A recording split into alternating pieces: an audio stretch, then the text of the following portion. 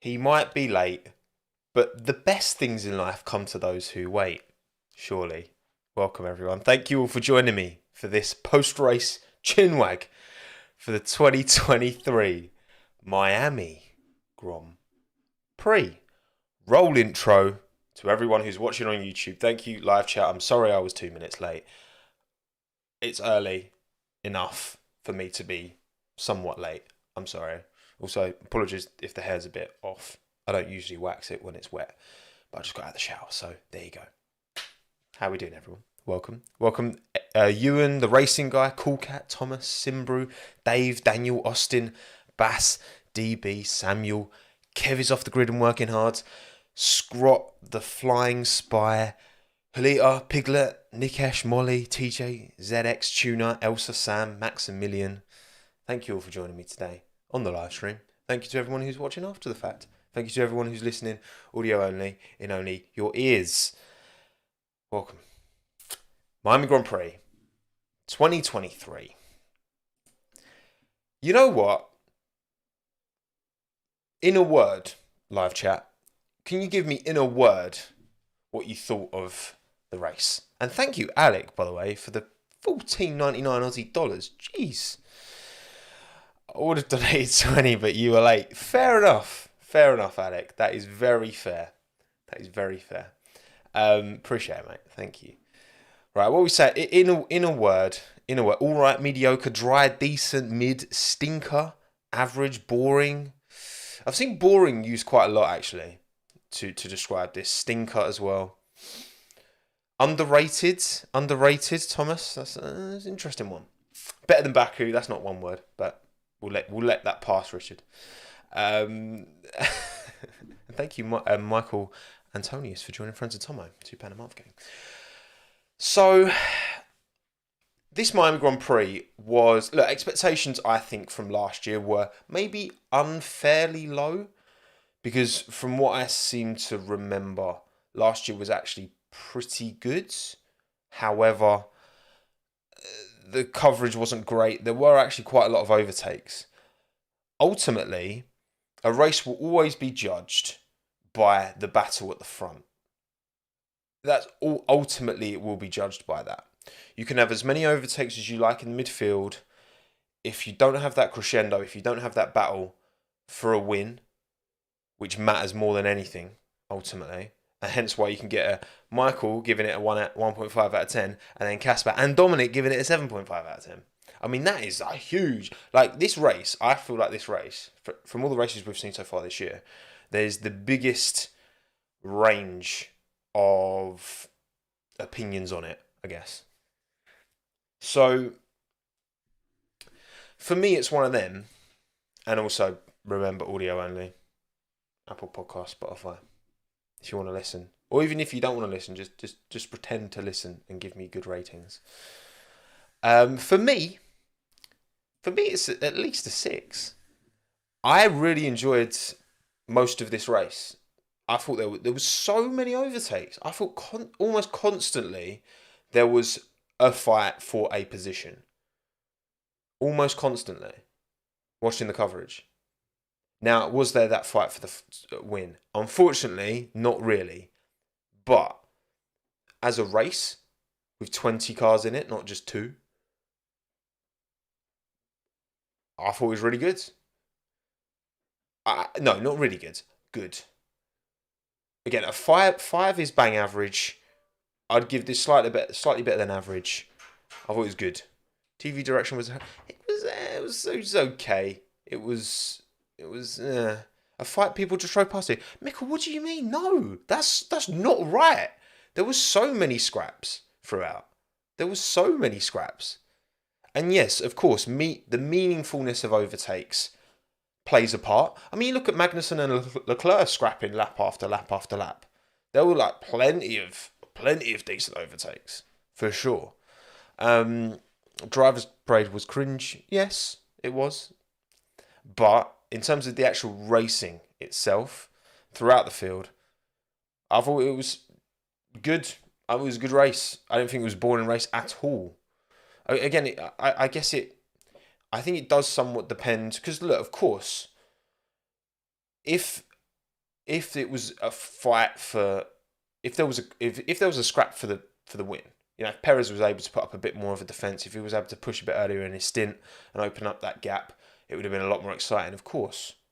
You know, you're going to proportionally, like, yeah, a scrap for P18 is nowhere near as exciting as the exact same like copy paste scrap if it's for, you know, P1, P2, P3, podium, whatever. And yes, there were some boring DRS overtakes. Of course, there were some. Of course, there always is. That's part of. But I think also reducing the length of those DRS zones actually was, in hindsight, a really good idea. Imagine if the DRS zones were longer, then I don't think we would have got the same scrappy overtakes. We did see plenty of scrappy overtakes. Plenty. Come on. Yeah, slow burner at the end, perhaps.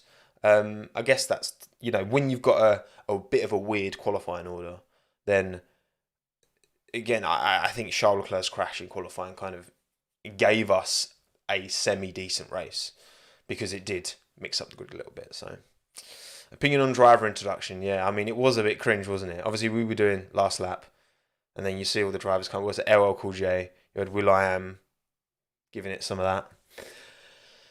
I mean, look, the thing is, right, what I will say, yeah, is it a bit cringe? Yes.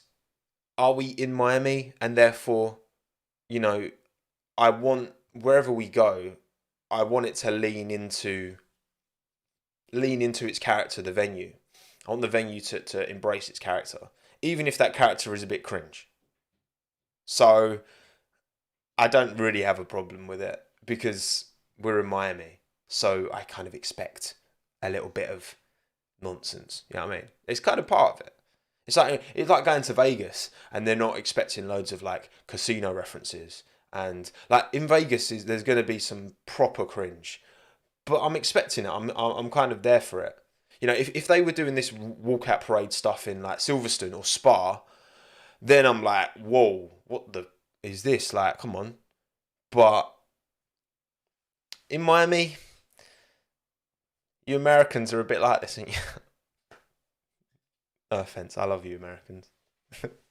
Most of you on average are American. Slightly more than the Brits. So, American bias. God bless USA, all that, right? Anyway, you already know Vegas is going to feature. Oh, yeah, of course it is. Vegas will have sprinklers. Vegas will have the Bernie sprinklers in the form of fountains that just chuck water onto the track. Boom. But yeah, I mean, Miami is very different to the. I get that. Trust me, I get that. I mean, Miami and Austin, compared to Austin and, you know, Vegas and even Vegas like Montreal, like they're totally different places, aren't they? So, Stephen, mate, thank you for the $4.99. Vegas is going to be cringe with Elvis and casino references. Miami is nothing compared to what Vegas will be. Exactly. But cool, fine. Be Vegas. Be a bit cringe. There's 23 races on the calendar, so, you know, I'm not that bothered by it personally. But there you go. Right, okay. Let's have a look at the race results then. Max Verstappen wins the 2023 Miami Grand Prix round 5 ahead of Sergio Perez. He also takes the fastest lap, does Max. Was on an absolute mission yesterday. Absolute mission. Unreal drive. No yellow flags at all either. No, you're right, Sava. And look at that. No X's. All 20 drivers finished.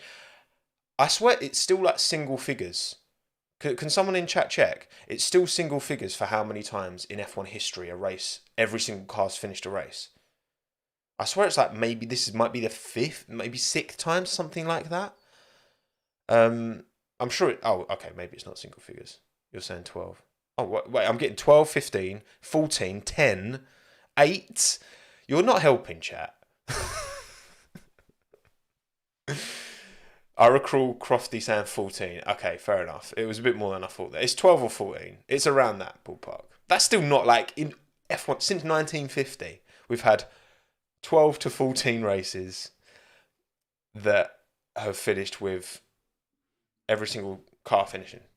All 20 now. Obviously, it's not always been 20 cars, but so that's pretty mad in itself, isn't it? That's a bit of a mad stat. And yeah, no yellow flags, no. Which again, street circuit walls are right there. Somewhat surprising for sure. it's one of them that this could have gone. This could have become a great race with a late safety car. I think so often races become memorable and great races when you get that kind of, you know, in the final quarter of the race, final third of the race. People are pushing, the cars are getting lighter, the tyres are starting to fall off a bit. People are scrapping a bit more for position because it's getting towards the end of the race and you need to get the moves done. It's those late race safety cars that often make a race a banger. I mean, if we'd have got a safety car with 10 to go and then Max and Checo both put on some softs, maybe it could have been a bit interesting. But no, again, for a pure, this is a pure race with no stoppages, no flags, none of that, and it was still good. I think it's about as good as one of those races can realistically get without the safety car madness or rain, as well. Like, we had rain the night before. We had rain just after Baku as well, just after the Grand Prix finished. It's like we keep dodging rain, and rain's a great little, especially if you got 5 laps to go. Do you come in? Do you not? That's from an entertainment point of view. Rain is good vibes. But I mean, straight up race, I thought this was a really good one. And as you can see, Yuki Tsunoda once again finishes P11. I can't believe it. I can't believe it, man. I can't believe it. Both Alpines in the points. Good day for them. And Kevin Magnussen held on to P10, which gets, is it 10,000 Chipotle to give away, that Chipotle are going to give away? Again, I'll let chat remind me. It's something along those lines. Stroll got to P12, recovered after going out in, which is pretty mad that Tsunoda and Stroll both went out in Q1, didn't they? And I think Stroll was ahead of Tsunoda. I could be wrong there. I'm not sure. I can't remember. But Tsunoda stayed ahead of Stroll, which is pretty mad. But yeah, I was right. Sweet, lovely jubbly. Those are the race results. And where does that leave us in the driver standings? Well, Max Verstappen, 119, ahead of Checo, 105. So 14 points between them. Still not an insurmountable gap by any stretch. We are only 5 races into the season. If Max can continue winning and Checo continue picking up P2s, then that gap will gradually grow. But one DNF can certainly, Checo should be safely P2 most races, shouldn't he? Like, as long as Checo can be P2 most races, then, we've seen it in the past where if you just capitalise when opportunity opens up, maybe Max will have some issues. I mean, he had an issue in qualifying, but still managed to do it in the race. Why is Piastri pink? Oh, for God's sake. Well, no, because Piastri's still Alpine. What are you talking about? That's why Piastri's pink. That's what I saw his name and I was like, Piastri's still. I mean, maybe right now Piastri wishes he was in pink. That's all I'm gonna say. That's all I'm gonna say. But yeah, it wasn't a good race for Piastri, was it? He had a catastrophic. I think the word he used was catastrophic issue with his car, which isn't a word you typically want associated with your Grand Prix. I think that's fair to say. Catastrophic isn't one of those words. Good, decent, not catastrophic. That's not one you want. Okay, so he'll move on. I mean, it's been a difficult season for both McLarens, isn't it? But there you go. It's back in orange now. Major failures with ERS, and he was complaining about the brakes as well, wasn't he? So not good. Alonso, obviously another P3 on the board. It could have been 5 P3s, couldn't it? I mean, he was so close to catching Charles in Baku within a second in the end. So 75 points, 30 beyond Perez. It's again, if Fernando can keep picking up those P3s, because that's the thing, right? If Checo keeps picking up P2s, then he's losing 7 points, fastest lap, whatever as well. 7 points per race to Max, but then that P2 to P3 gap is only 3 points. So there is a chance here that, if Max does take away with it, then maybe Alonso could catch Checo. But I mean, looking at, what is it, 20? It was over 20 seconds, wasn't it? The gap in the end between Alonso and Perez. So that Aston Martin will have to bring big significant upgrades for that to happen, which I I think there's still, I've got some faith. At least Alonso is picking up the pieces every race. He is there every race. So if and I think when, because every team has difficulties. Red Bull, whether it's through driver error, whether it's through unreliability, Alonso should be there to take P2, if not the win, eventually. I think it's a matter of time, to be honest, but there you go. Did you see Alonso looking for Stroll at the race while racing for P? Mate, Alonso was so checked out, wasn't he?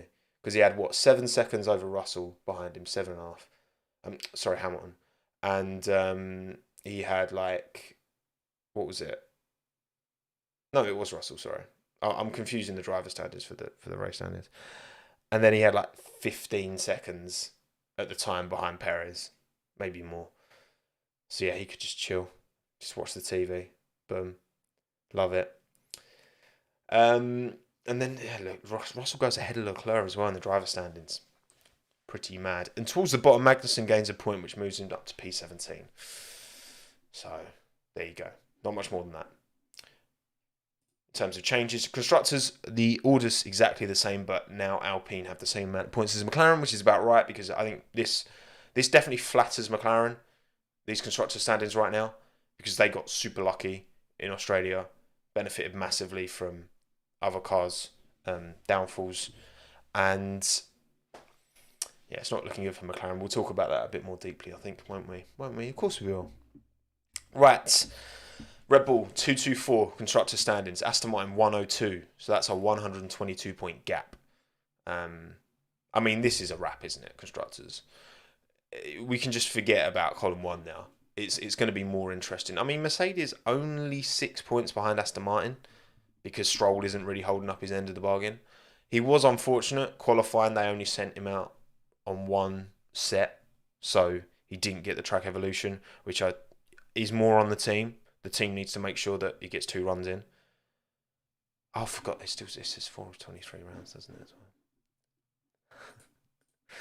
So yeah, I'm reluctant to jump too much on Lance because he had to make progress through the field, but then for him to still finish behind Tsunoda, that does require some. You look at where Fernando was, that race pace clear of a Ferrari, and Stroll can't even get past Yuki. It's not good. It's not great, is it? But I mean, Lance Stroll's not he's a good racing driver, and I just think that's it. And I think they kind of have to.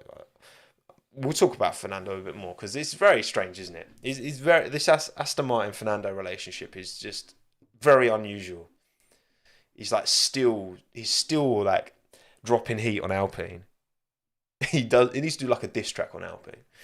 He's still dropping heat on Alpine, yet he's got time, capacity to. I just realised my t-shirt makes me blend into my background as well. I'm like a floating head. There you go. Right, okay, predictions time. Predictions. I did put the poll out last night. YouTube community and Twitter. So thank you to everyone who's. We've got, 1,500, 1,600 votes. Now, we're going to start with mine or yours. We'll start with mine. My winners and my worldies and stinkers from the 2023 Miami Grand Prix are as follows. Max Verstappen, worldie drive. Had to be. P9 to P1. P2 by lap 15. And then put in an unreal stint to come out just behind Perez and then quite comfortably overtake him in the end on fresher tyres. Leclerc, stinker. I've given it to Shah. Crashed in practice, crashed in qualifying, and wasn't really able to make, progress in the race considering that Ferrari pace. I know him and Carlos both say it's a very difficult car to drive on the edge, but I mean, scrapping with Magnussen, not good. Again, Stroll, wasn't really his fault that he went out in Q1, because I think that's more on the team. The team need to make sure he's getting out and doing 2 runs. That's not so much on the driver, in my opinion. So, whereas Leclerc, that was his own downfall, master of his own downfall in practice and in qualifying, and then couldn't make progress in the race. Maybe he was a bit nervous, taking risks, I don't know. But the fact that Magnussen put up a fight for as long as he did is concerning.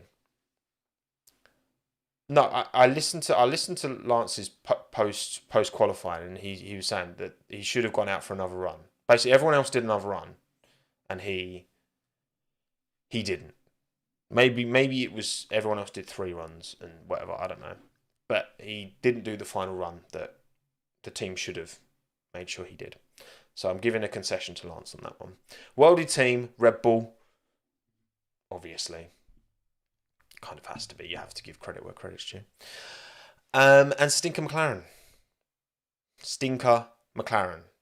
Stinky Stinker. He did it on old tyres. Oh, that was it, Ivan. You're right. That was it. Lance did his second run on old tyres. Not new ones. Everyone else did it on new ones. So, boom. But anyway. Actually, because Alonso almost went out in Q1, didn't he, as well? Alonso was very close. So Aston Martin really cut it fine. And they took unnecessary risk in Q1. When you think Alonso put it P2 in Q3 on used tyres as well. Yeah, that was risky. Yeah, Alonso was P12, but the gap was I don't know, a couple of tenths or something. It was very small. And yeah, Stinker McLaren kind of goes without saying. McLaren have to get their act together. Absolutely. Yes, it's not good. Yours, so 1,654 votes. We've all got the same. Again, I do mine before I do yours because I don't want to be influenced, but we've all come to the same conclusion here. Max Verstappen, 58% of the vote for Worldie Drive. Fernando Alonso, 11%. Hamilton, 9%. Magnussen, 8%. Yuki was up there as well, but he didn't quite break into the top 4. Yuki Prop, of course.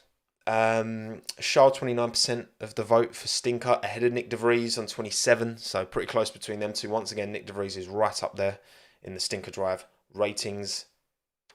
Not ideal. I mean, when your teammate qualifies behind you, finishes 11th, and you finish 18th, it's not good, brev, Logan Sargent, 19% of the vote. Yeah, not a great weekend for him either. It's weird, isn't it? So with Tsunoda, with Joe, and with Sargent, they all had really good first races. Like Tsunoda's first race, he got points in F1. Joe's first race, he got a point. And Sargent didn't get a point, but he was really good, in Bahrain, first race. And then it just kind of, the level just seems to kind of then plateau, drop. I don't know. Weird. I don't know if there's something to that, maybe. Not sure. Worldie team, 75% Red Bull Racing, of course. 13% Alpine, 7% Mercedes, 3% Haas. De Vries also ruined Lando's start. True. He did. Stinker team, 84% McLaren. No surprises there. Testing at Bahrain. Yes, Sam. That's a good point, actually. That is a very good point. Testing at Bahrain. Yeah, maybe that is enough to make that difference for the rookies, which I guess shows that they do have it in their locker. It's just they need a bit more time to get to it because they're just starting out, right? That does make sense. Stinker team, 84% McLaren, 7% Ferrari, 3% AlphaTauri, 3% Williams. Yeah, disappointed from Williams, actually. Very disappointing. It was a shame. Right. Fantasy League. I am 325,761st in the world. Where's my trophy? Was it De Vries' fault that Lando was stuck down in P16? Did De Vries hitting Lando cause him any damage? Maybe not. I don't know. I don't know if that's confirmed. I haven't seen anything along those lines, but could be. Could have caused him some damage because it wasn't a massive hit, was it? But it was enough. They said it cost him 2-3 tenths a lap. Yeah, I mean that would explain some of McLaren's. I'll talk a bit more about McLaren when we get to McLaren in the team breakdown. But here's my fantasy league anyway. I put Pierre Gasly. How did Pierre Gasly score fewer points for me than Lance Stroll? Make that make sense. How did Pierre only score 10 points? Lance Stroll scored 12. What is wrong with this fantasy league? Number of overtakes. That's ridiculous, man. To be fair, I was thinking that when Lance qualified so badly, I was like, I think he'll get good points for overtakes. But how can you? That makes no sense. It's so silly that Pierre started P5, went down to P7, and gets fewer points than the man who qualified P17, 18, and got to 12th. Stupid. But whatever. And Alex got minus points somehow as well. Great. Whoop-de-doo, Alex. Well, at least Max won. And I put my captain on him, so. I've actually got more, every single week I've got slightly more points than the week before. So that streak has to break eventually. But you two as well, Han. Well done. Well done. So that's Fantasy League. Not much more to say on that. Right, okay, teams. Let's talk about teams. Let's start with McLaren then. Come on. Come on. Where's the Papayans out there? It's a tough time to be a McLaren fan, isn't it? It is a tough time. I feel for you people. I do feel for you people. So often, it's been so many races. So let's, okay, I'm going to take your word for it. Lando got damage from De Vries. Again, I don't know to what extent, but let's just say he did. Because it was fair contact on the diffuser. You've had now Bahrain, where both cars had issues. You had Australia. What was the second race? I can't even remember. What was the second race of the year? I'm stupid. Saudi. Idiot. Yeah, Bahrain, both cars had issues. Saudi, both cars had issues. Last week, Lando was on the wrong tyre in the sprint and then stuck in a train for the race. And Piastri was ill. And in this race, Piastri had car issues and Lando got hit by De Vries, so had damage. And then Australia, they were out of the points and got bare lucky with the safety car and all that nonsense. Like, they've been so unlucky, but also they've been so disappointing. The things in and outside of their control have all gone wrong. Piastri had a good start. He had a very good start, David, because he was on the soft tyre, wasn't he? As was Lando. And then the car issues, again, catastrophic issue. I think he said 5-6 laps in. Had a blinder start for sure. You make your own luck. You do to an extent. But also, De Vries punting Norris. It's one of them that obviously if Norris doesn't qualify so far back, then he doesn't get punted by De Vries. But also, that's obviously not on Lando. So, yeah, not too much. It's not even... I still can't say... McLaren still have the most questions around them. Still 5 races in. You'd think 5 Grand Prix, including a sprint race, we'd have a good idea of where McLaren are. But we just don't. And yeah, it's frustrating to see. You could see, obviously, Lando's very frustrated after the race, and rightly so. Oscar's just like... finished behind. Okay. Look at the... Hang on. Let me look at the race finishing positions. Okay, so Piastri finished behind... Yeah. Behind Williams. Behind both Alpines as well. Oh, Oscar. Yeah, I don't know. It's going to take a while for McLaren's managerial leadership changes to actually take effect, isn't it? But right now it's not looking great. Obviously, the upgrades to this car would have been signed off months in advance when James Key was still involved and Seidel was still there as well. So it's going to take time. David Sanchez, who's coming Ferrari, he's not starting until the start of next year either. So yeah, it's just, I think it's damage limitation, isn't it? More than anything for McLaren. Try and not fall too much off of the back. Again, they picked up good points. They are, let's remind ourselves where they sit in the constructors. They are P5 with 14 points. I mean, again, where we have this top four now, this established top four teams, and everyone finished, the top 8 positions were taken up by those top 4 teams. There's only P9 and P10 really available now, unless obviously there's issues at the front, which is very likely for there to be at any given weekend. So that makes it more difficult for your Haas, your Alfa Romeo, your AlphaTauri Williams to actually catch up now. You have to rely on a bit of a mad race, which, I mean, that they will happen, they will come. But yeah, McLaren, it's just not. I'm not going to get carried away and be like, oh, it's a bad car. I still think it's better than, like, I think it's a better car overall, but I've got very little to go on to say that. But I still believe they're like closer to the Alpine and like somewhat clear of the Alfa, both Alphas and the Williams. And the Haas look quick though this weekend. Even the Haas, like, I don't know. I just feel like it is, but I just feel like we haven't had the opportunity to really see it. I mean, Lando, felt like he should have been P4 in qualifying, which, I mean, maybe he's just gassing himself up. I don't know, but like, maybe he's right. I don't know. I just feel like we haven't seen the opportunities like McLaren, because they've either had their own technical gremlins or they've been really unlucky. Or they've been like stuck in, I don't know. It's just a bit mad, isn't it? It's a bit, the trajectory for McLaren is just so poor, man. It's sad. Sad to see. Sad to see. Not much more to say really on McLaren. I mean, moving on, I suppose, isn't it? What, Imola next race? I feel like they'll do well in Imola. I think McLaren typically do all right in Imola. So we'll see. But right, AlphaTauri, once again, Yuki P11. To recover from going out in Q1 to P11, to make that work, credit to Yuki.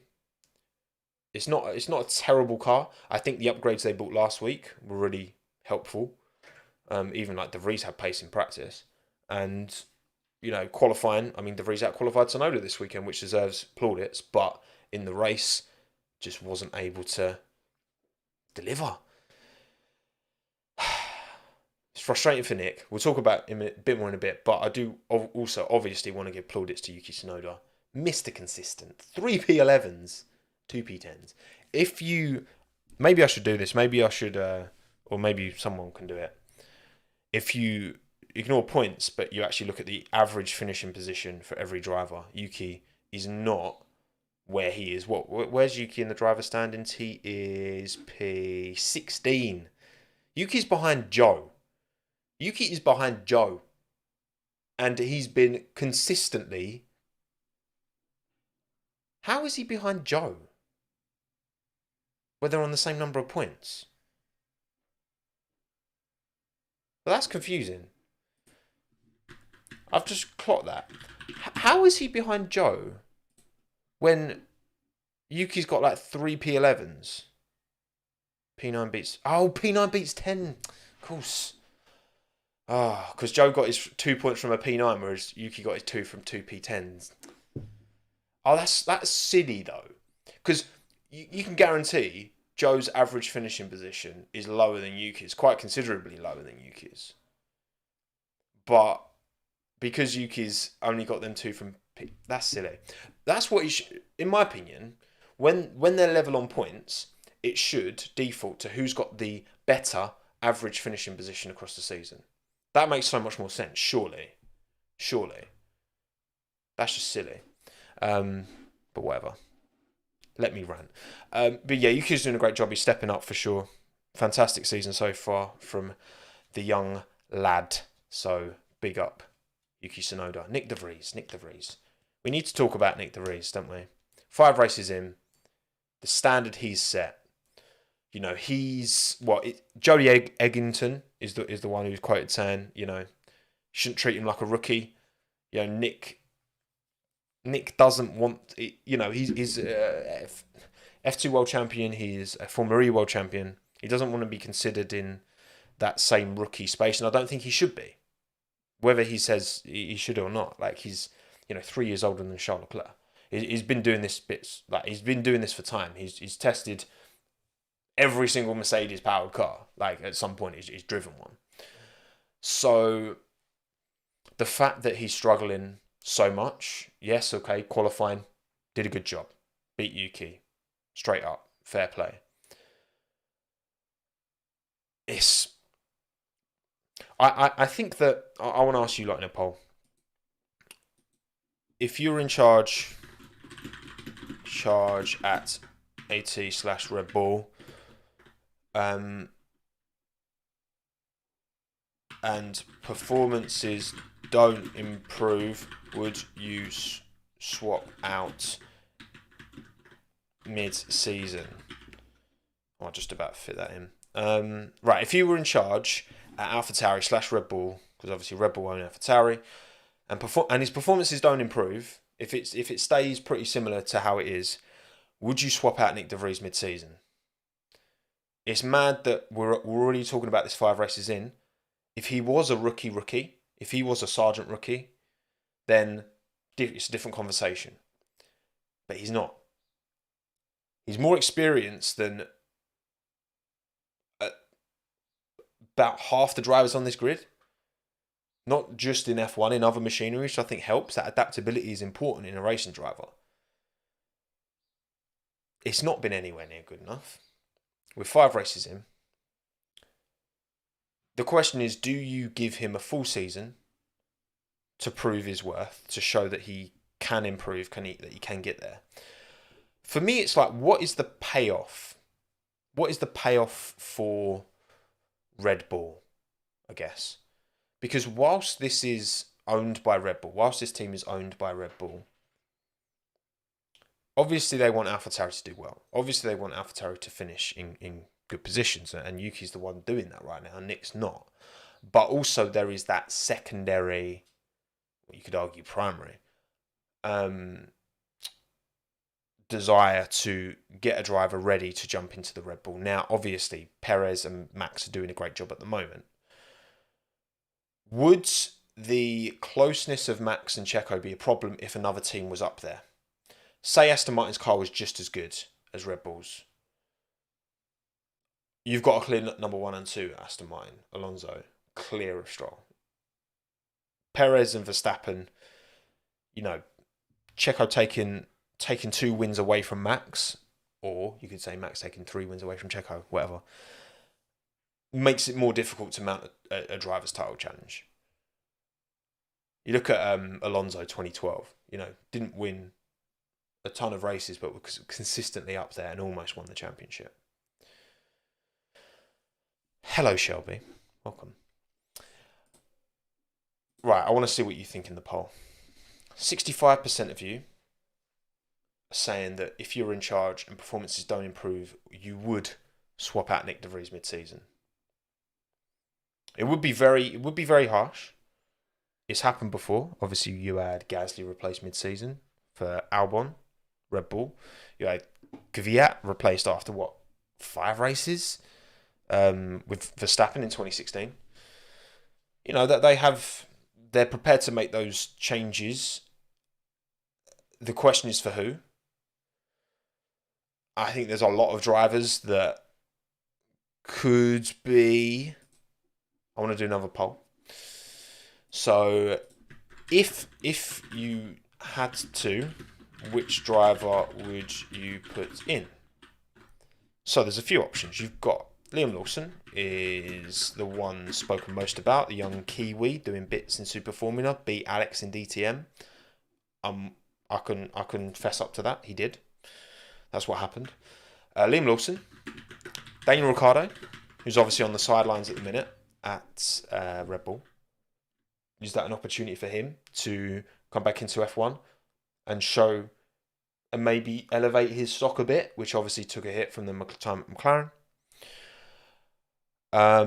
Who else have we got? Mick Schumacher. Perhaps there is a deal there to get Mick Schumacher back in a bit of a seat for a little bit to show that he is the real deal. And then Yeah, Awasa. Well, no, Awasa doesn't have a super license, I think. I don't think Awasa could jump in mid-season. I don't think he could. I could be wrong. Could he? I'm not sure. Maybe. I'm not sure. I'm not sure if Awasa could. Maybe he could actually.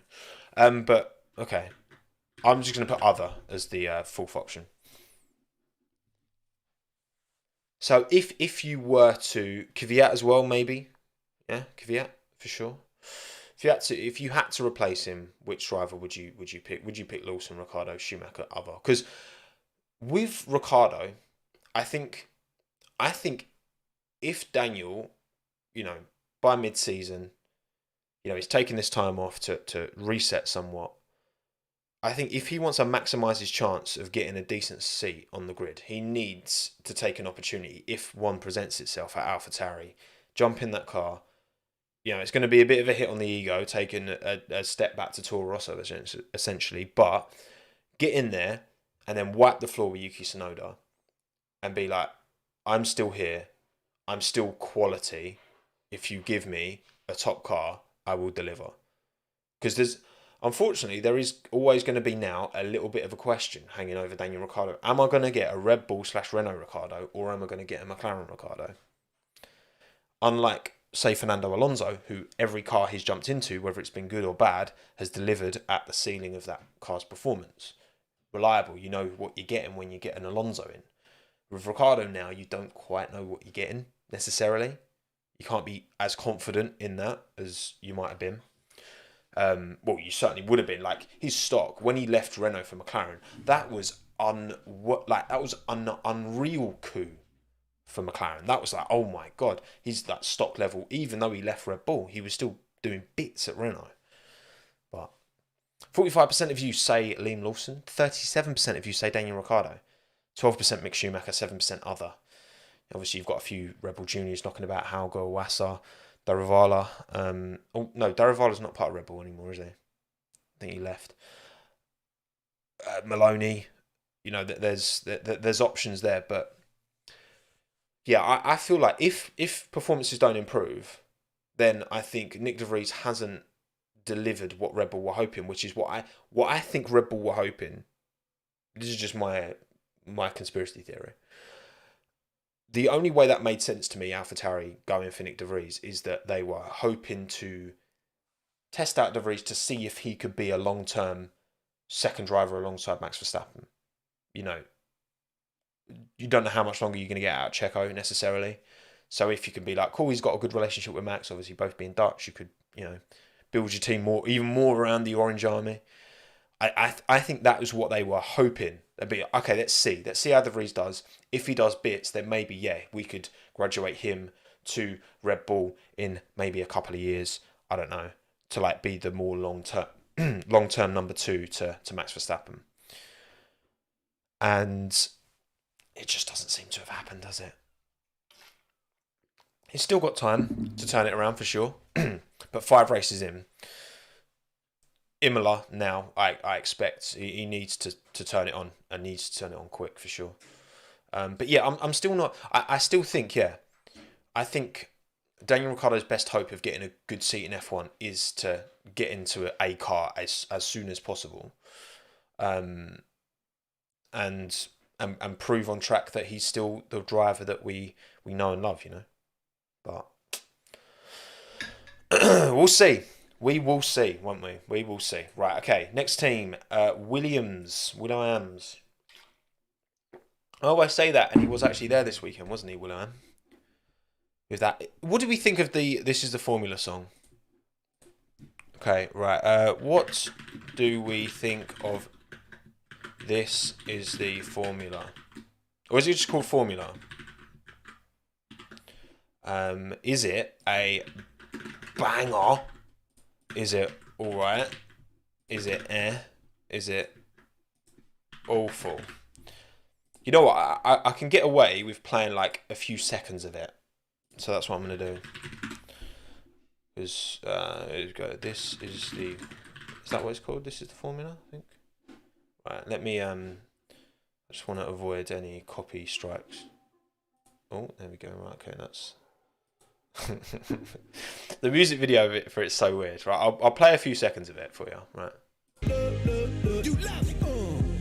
Okay, that wasn't a good bit to play. Let's play another few seconds. This is the formula. Hey, this is the formula. Yep. He's such an odd guy. Will I? No, don't play it. I'm still recovering. I'll play another bit. You love it. This is the formula. Yep. This is the formula. Hey. Don't come for me, Will I am. I'll just play a little snippet. This is the formula. Oh, what a treat. I preferred Charles Leclerc's keyboard. I mean, piano, not keyboard. I could just the keyboard cat meme. The cat's just like. I can imagine Charles Leclerc doing that. The keyboard. Yeah, it's not great, is it?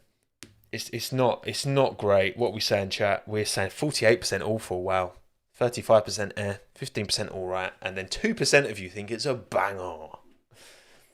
Well, when me and Aldous do the next live show, which is happening, we need to get a nice, F1. We'll get Super Max on. We'll get Charles Leclerc on the piano on the playlist, and that is 100% going on. Absolutely. Right. Anyway, Williams, not a good day. Alex was decent in qualifying. Felt like he was almost he was within half a tenth, I think, of Russell in the end. I think it was. So almost got into Q3, didn't quite. Thank you, Akash. Thank you, Akash, for the 44 rupees, by the way. I appreciate it. Yeah, Alex, decent in qualifying, but in the race just kind of fell backwards. And Sargent was nowhere really. Went out Q1, was right at the back all weekend. He did have front wing damage, didn't he, Logan? So he had to come in early doors and get that changed, which was a bit of a shame. There's something about drivers at their home races. I mean, Charles Leclerc's a prime example, isn't he? Of course, Monaco, curse. But there's something about drivers at their home races. They just never seem to turn up. So Albon's a quali merchant. Nah, he's pretty good in races, Declan. Come on. I mean, he has had an odd shunt though, isn't he? Well, he had the shunt in Australia, which was such a shame. Such a shame, but it happens. Yeah, Williams kind of big progress from last year for sure, and I don't think the constructors, when you look at the constructors table, which is here, them being bottom with only 1 point on the board, I think James Vowles is right. I don't think that reflects the performance that they've shown, for sure, particularly from Alex, but in times from Logan as well. Logan did go quicker than Alex in Jeddah qualifying, but went over the line. I think it's important to acknowledge that. And again, he's a rookie. He's going to be learning a lot. This is another learning experience for him. First time he's raced actual racing cars in the States as well, which is mad because he's literally from here, from like 15 miles up the road. Fort Lauderdale boy. But yeah, it's okay. It's progress. Is it enough progress? It's going to take time for Val's new directions and influence to kind of permeate through that team, isn't it? So he'll get there.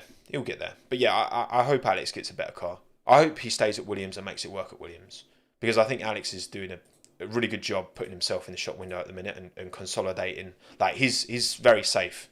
He's got a safe seat in F1 now, which is my main focus. If he can win races, get podiums again, great. But I just want him to be a safe seat in F1 for now. The rest can come with time, But we'll see.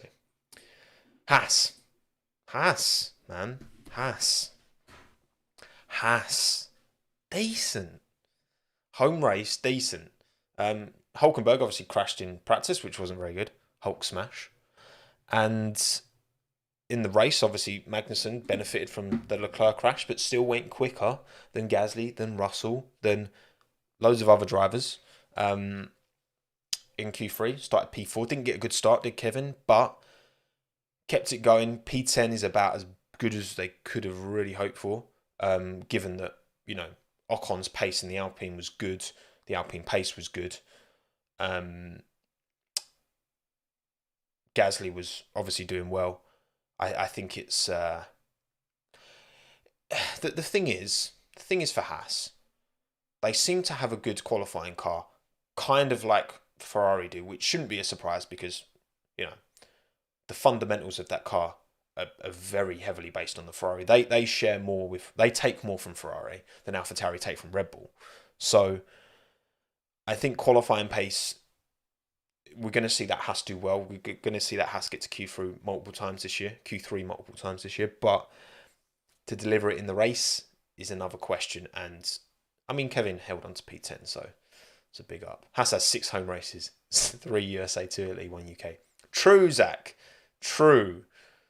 If you're just everywhere, then everything's home, you know? Bring back the flowery shirt, Tommo. Maybe one day. But some of you bullied me about wearing it, so it's fine. I'll still wear it. I'm not going to let you bully me into not wearing it. Hulkenberg obviously made a little bit of progress through P12 in the end for Nico, though. I mean, pretty much where he qualified. I think it was 13th, wasn't he? No, Hamilton was 13th. I think it was 12th, actually. It did attract a big wasp, which wasn't fun for me, but there you go. Not much more to say on Haas. Again, Chipotle, big up Chipotle, giving out all these free burritos to people. Oh, look. Talking of burritos, just as I talk about Chipotle and a burrito, a long brown sausage dog walks in. Well, he's not kind of walked in. Minton, come here. Minton. Minton. Come here. The people want to see you. Okay, he's gone back to bed. So he's really lazy. So he didn't want you. I'm sorry. I did try, but you're not enough, apparently. He does want to sleep, exactly. But yeah, Haas, good day. Just 1 point on the board though, and all in all, again, they're very mid, in the middle, right between kind of. I think they're overall a bit better than the Alfa Romeo and the AlphaTauri and the Williams, but not as good as the McLaren. It's such fine margins, though, isn't it? Which is great. Like it's great that the margins fine. Oh, the wife has brought me Minton. Come on then, sausage. Oh, you have no choice. You are on stream. There we go. Here he is. Audio only listeners, I apologise. You are not able to see this glorious sausage dog, but do you want to go on my shoulder? Let's get you on my shoulder. You like being up here. There we go.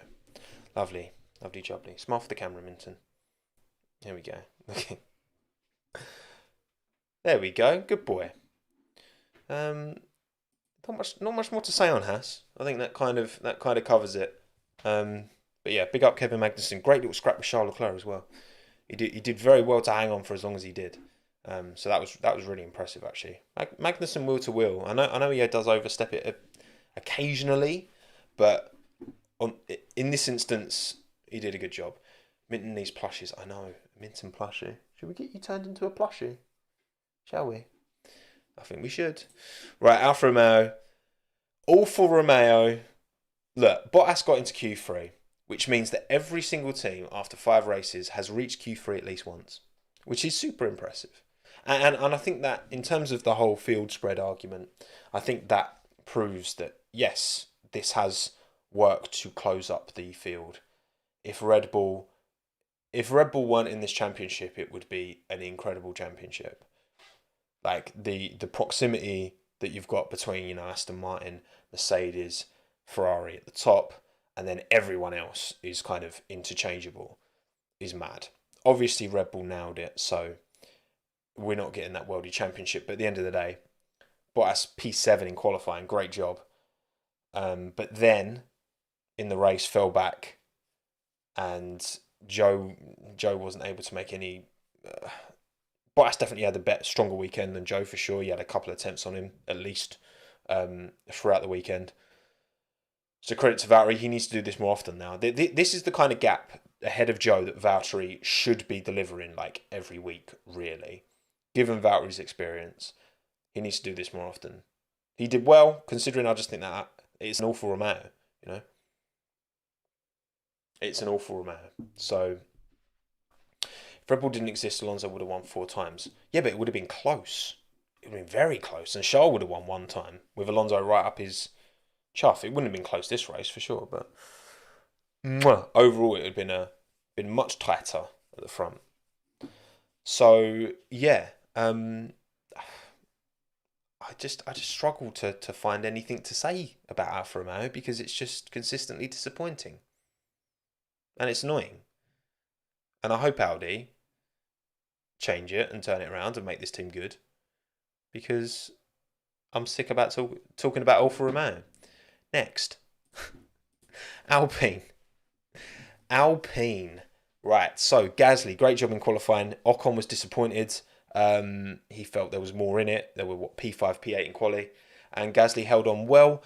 I was a bit disappointed. Some of Gasly's, when he let Max past, which then really opened the door for Russell to get past him, was a bit. And then also, I think he was defending on the insides to one of the Ferraris. I think maybe.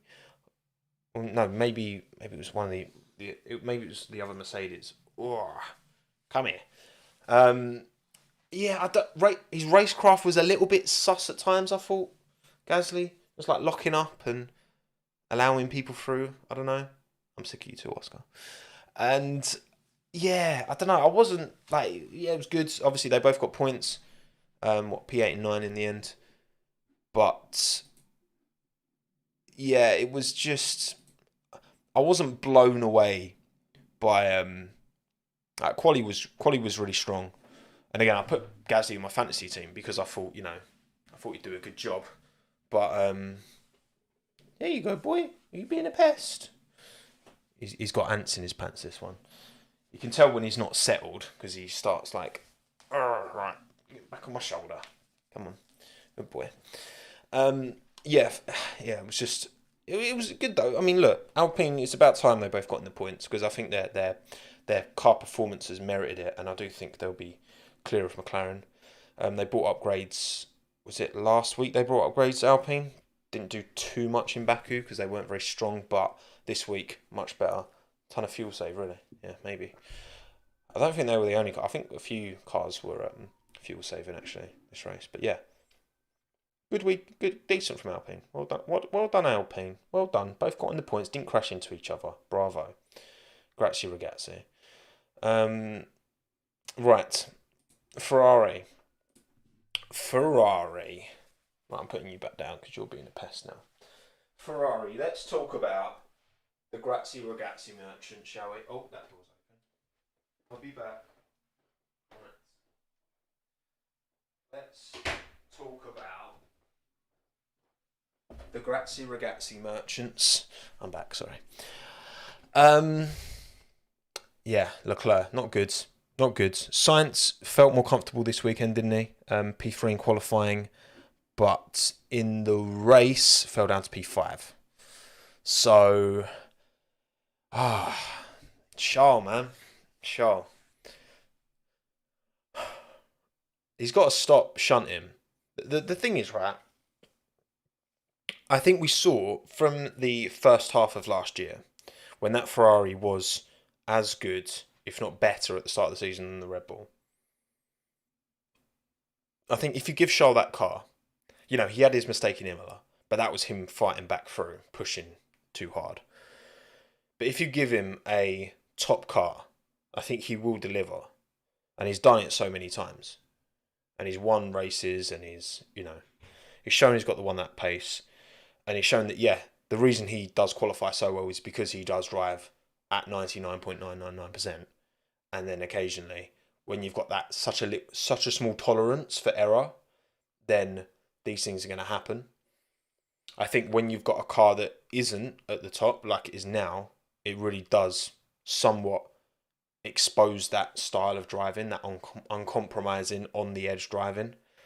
And it's bit him multiple times this year already. So, because even the France spin last year, he knew he needed to push 100% to have any chance of winning that race because he would have probably got caught anyway.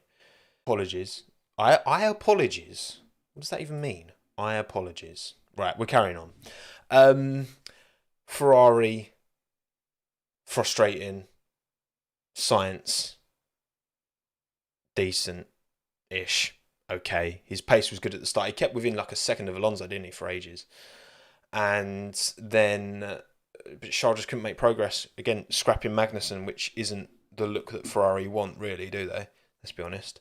And yeah, not a great time for Charles Leclerc. Look at my eye. Look at my hay fever's like. I need to take a hay fever tablet after this because my eyes are itchy as you like. I'm gonna have to recite. Don't worry, you didn't miss anything. I was just waffling when the stream went dead. I did notice. Meow, I did. Anyway, shout out Sky for their internet. Big up. Right, okay, Ferrari, not much more to say on them. It's not great race car, is it? Right, George, Mercedes, Lewis, Mercedes, Hamilton, Russell. Better race car than qualifying car, clearly. 2 weekends in a row now, we've lost a Mercedes in Q2, and the other one has only just scraped through. We had the same in Baku, but it was role reversed. This time, Lewis went out in Q2. Good recovery drive, P13 to P6, very good recovery drive. But still, it's just a lot of negative words to be said about this car from the team this weekend, weren't there? Toto was having a proper moan about it. It's not good enough. It's not a good enough car, and their expectations are to win championships and titles, and that never comes easy. No one's gonna, gift that to you, and yeah, it's a frustrating time for Mercedes. They know they've got the drivers. I think they've absolutely got the drivers. I think the gaps between George and Lewis in terms of performance are marginal. But if they can't give them the car to fight the front, and I think we're a way off with Mercedes. I have so much more faith that if another team's going to break into it, it's Aston Martin. It's not Mercedes, because the fundamentals with this car are just off. Clearly, to where they want to be. Of course, look, they've got podiums. They're towards the front, but it's just not good enough, is it? It's a stream lagging still. Unfortunately, I just think it will. Let me turn my little wide internet box on and off. Wait, hang on. What is this?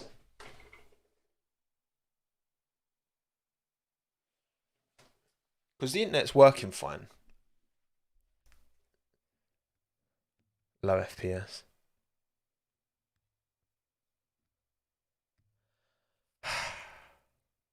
Bloody internet, man. Honestly, what are we doing? Racing or ping pong? What are we doing here? Well, look, at the end of the day, if you want to...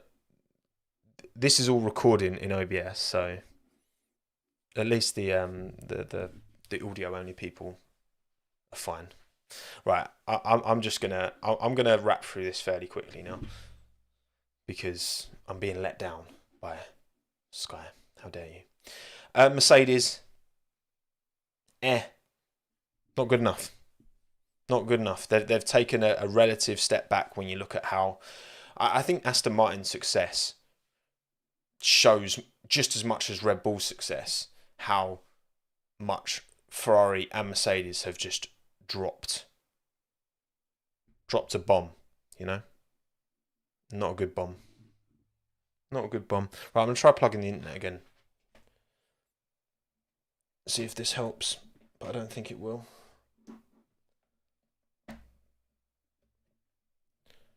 Come on, internet. Help me out here. Come on, internet. Be good. Are we better now? I think we might be good now. Yeah, okay, we're good. Yeah, Mercedes fall off was hard. It was, as was Ferrari's, for sure. Looking good now. Lovely. Sometimes... Oh, it's disconnected again.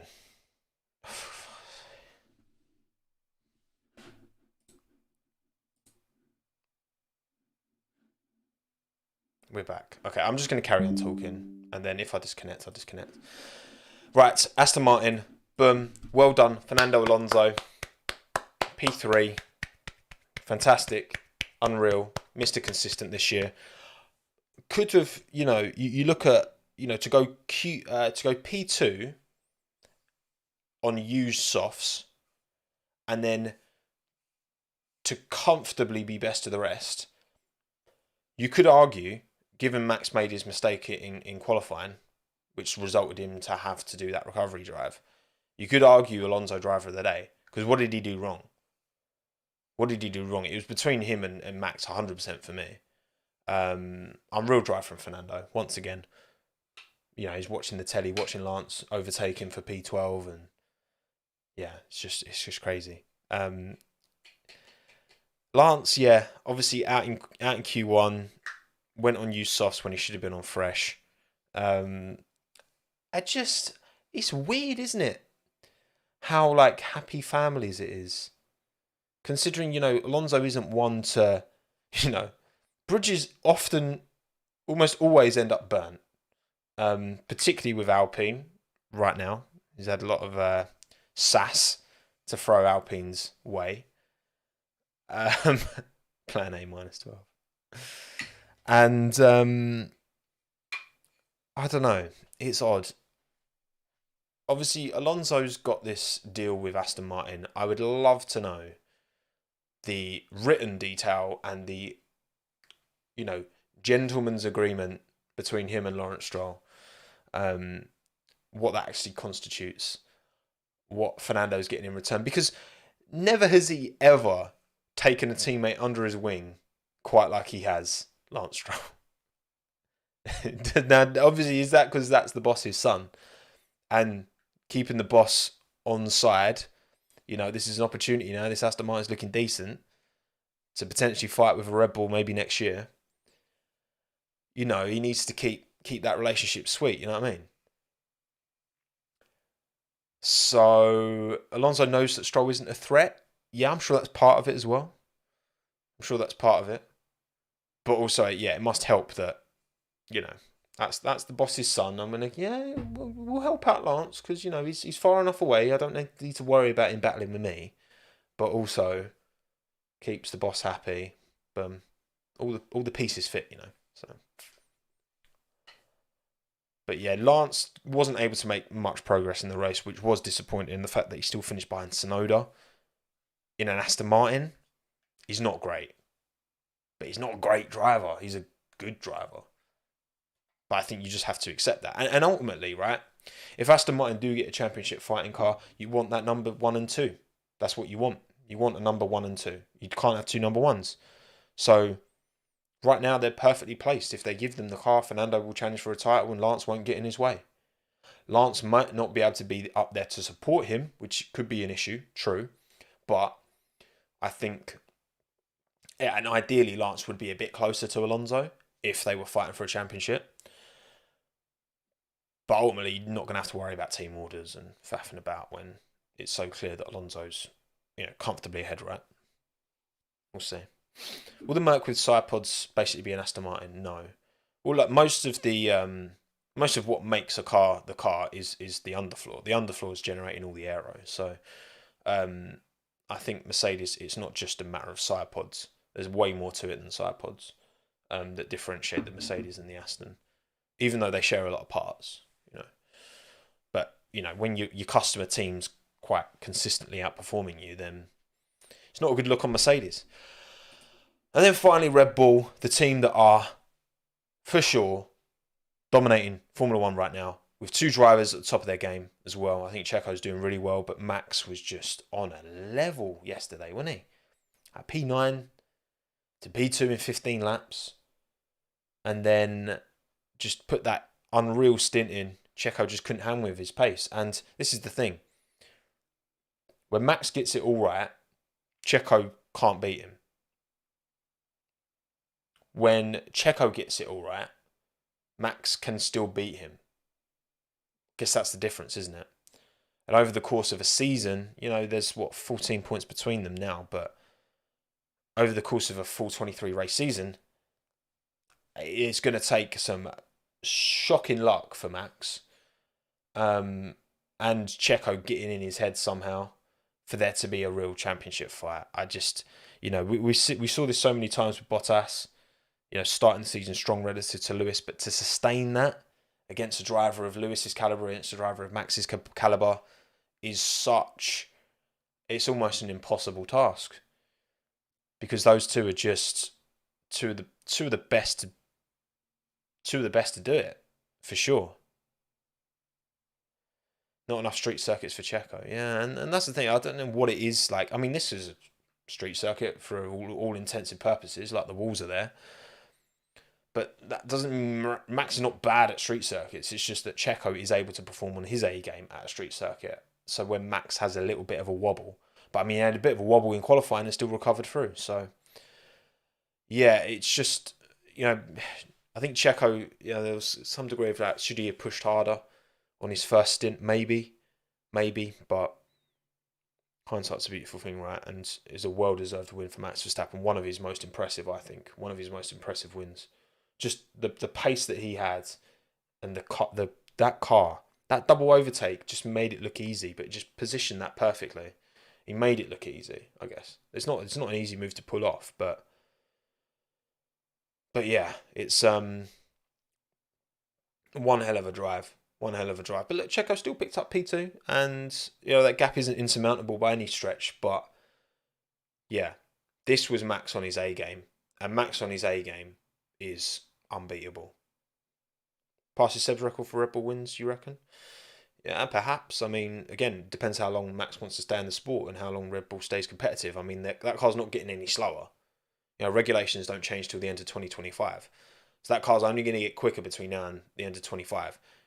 It's just, you hope that the ATR time for everyone else will mean they get their asses in gear and catch up.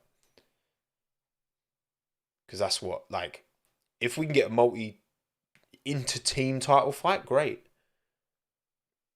But we want a title fight, regardless. And, the calibre of driver, you've got Alonso, you've got Hamilton, you've got Leclerc, you've got Russell, you've got Norris, you've got all of these drivers who are, I think, capable of fighting with Max if they've got the right hardware.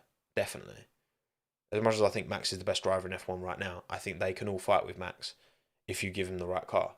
And they haven't got the right car right now. And that's on their teams to deliver.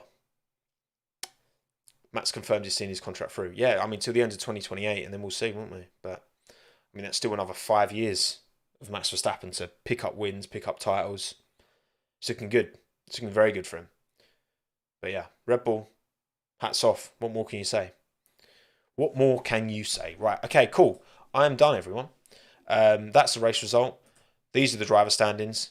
I'll finish it on the driver standings because that's the most interesting stuff to look at. Thank you all for watching. Thank you all for being patient with YouTube, buffering, nonsense, internet, being a pain in the ass for no reason.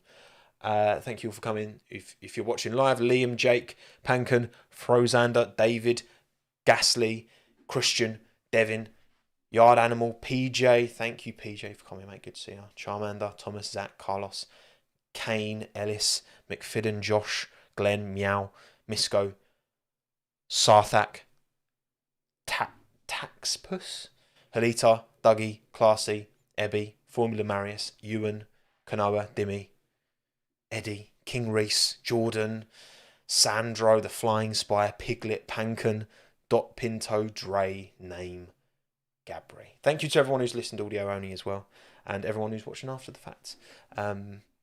Video later this week. Interesting one, I think. I think it's going to be an interesting one. I think it's a good one. I think it's interesting to look at. Dynamic. Watch this space. Probably coming out Thursday. Aiming for Thursday on that one. But yeah, thank you again. Like, subscribe, rate, 5 stars, all that good stuff. And I will see you later in the week. Goodbye, everyone.